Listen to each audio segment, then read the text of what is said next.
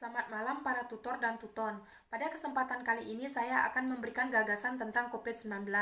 Di sini saya akan menjelaskan apa itu COVID-19, apakah COVID-19 bisa menular, penyebab awal, gejalanya, dan bagaimana cara mencegah dan apa yang harus dilakukan jika memiliki gejala seperti COVID-19 serta dampak dari COVID-19.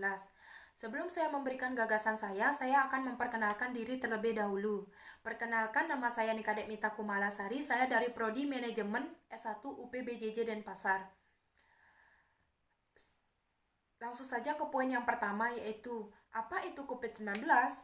Coronavirus Disease 2019 atau yang biasa disingkat COVID-19 adalah penyakit menular yang disebabkan oleh SARS-CoV-2, salah satu jenis coronavirus.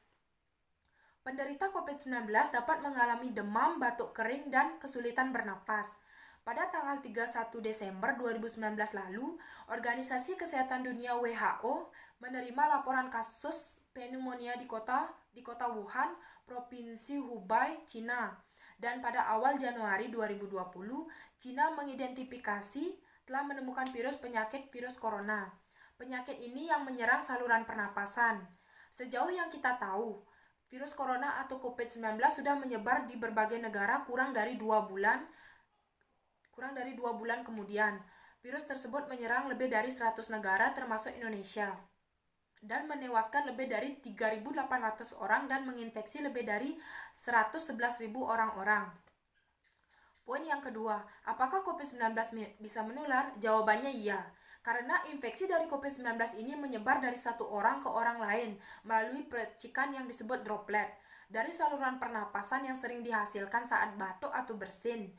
Jarak jangkauan droplet biasanya hingga 1 meter. Droplet bisa menempel di benda namun tidak akan bertahan lama di udara. Waktu dari paparan virus ini hingga timbulnya gejala klinis antara 1-14 hari dengan rata-rata 5 hari. Maka orang yang sedang sakit diwajibkan memakai masker guna meminimalisir penyebaran droplet. Poin yang ketiga, apa penyebab COVID-19? Sampai saat ini belum diketahui penyebab dari virus corona, tetapi diketahui virus ini disebarkan oleh hewan dan mampu menjangkit dari satu spesies ke spesies lainnya, termasuk manusia. Diketahui virus corona berasal dari kota Wuhan di Cina dan muncul pada Desember tahun 2019.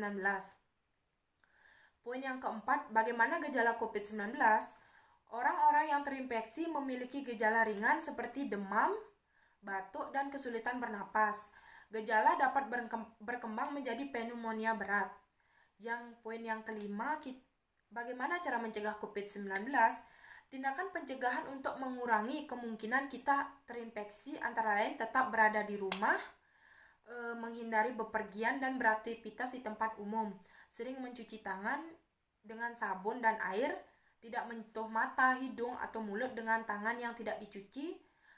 Segera hubungi hotline jika Anda mengalami gejala atau memiliki riwayat perjalanan atau bepergian dari negara yang terjangkit.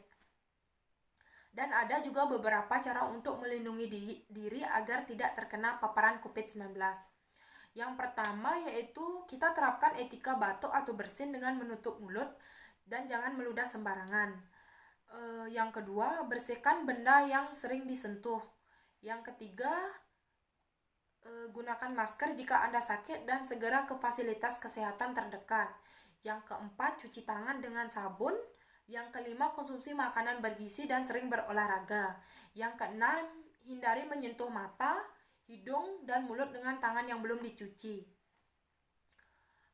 Poin yang keenam, apa yang harus dilakukan jika memiliki gejala seperti COVID-19? Penyebaran virus ini sangat cepat sehingga membuat masyarakat sangat khawatir. Lalu, yang harus kita lakukan jika memiliki gejala seperti COVID-19 yaitu di sini kebanyakan pasien yang terinfeksi COVID-19 hanya menunjukkan gejala ringan dan dapat melakukan perawatan sendiri di rumah tanpa bantuan medis. Gejalanya biasanya akan muncul dalam 2-14 hari setelah terpapar dengan virus.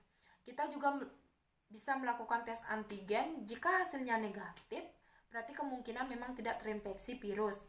Dan jika kemungkinan hasilnya positif, Anda harus segera mencari bantuan dan meminta anjuran pada dokter tentang apa saja yang harus dilakukan jika bisa masih melakukan perawatan sendiri di rumah. Di sini juga saya ada beberapa di antaranya yang harus Anda lakukan ketika mulai merasakan gejala sudah terinfeksi COVID-19. Yang pertama, berdiam diri di rumah, memisahkan diri dari orang lain ketika sakit. Yang ketiga, memberitahu dokter tentang keadaan kita. Yang keempat, gunakan masker yang menutupi hidung dan mulut. Yang kelima, rajin mencuci tangan. Yang ketujuh, hindari berbagi barang pribadi dan selalu waspada dengan gejala COVID-19 yang dirasakan. Poin yang 7, dampak dari COVID-19 terhadap kehidupan. Yang pertama, berdampak pada masyarakat.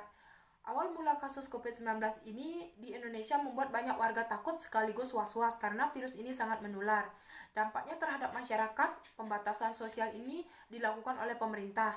Ketika keluar rumah harus selalu memakai masker, menjaga jarak 1 meter dari satu sama lain, dan juga sering mencuci tangan memakai sabun selama 20 detik. Kebiasaan baru ini harus kita terapkan untuk mengurangi penularan virus COVID-19. Yang kedua yaitu berdampak terhadap ekonomi.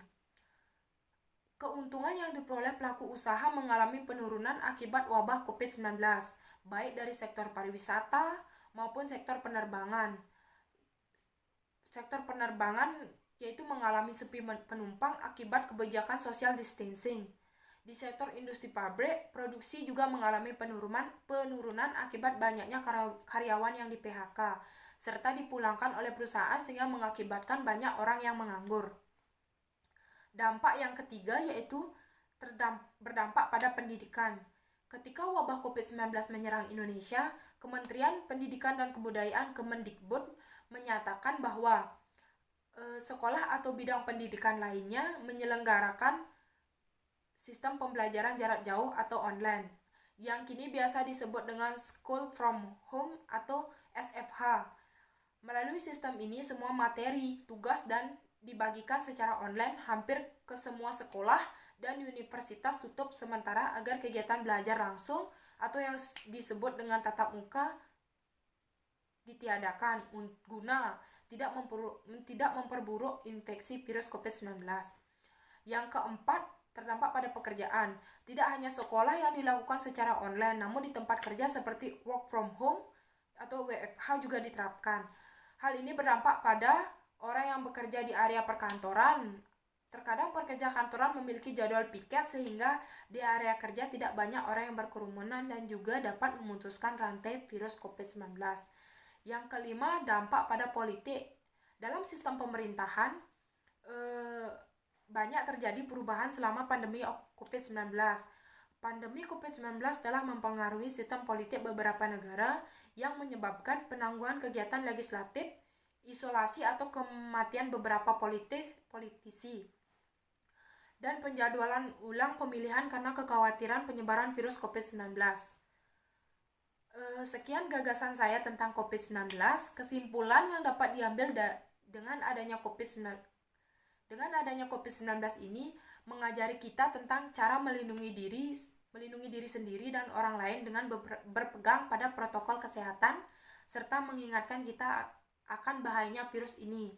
Meski ada pandemi, hal positif tetap bisa kita lakukan di dalam rumah. Harapan kita semua pandemi ini cepat berlalu sehingga bisa menjalani kehidupan sehari-hari seperti biasa.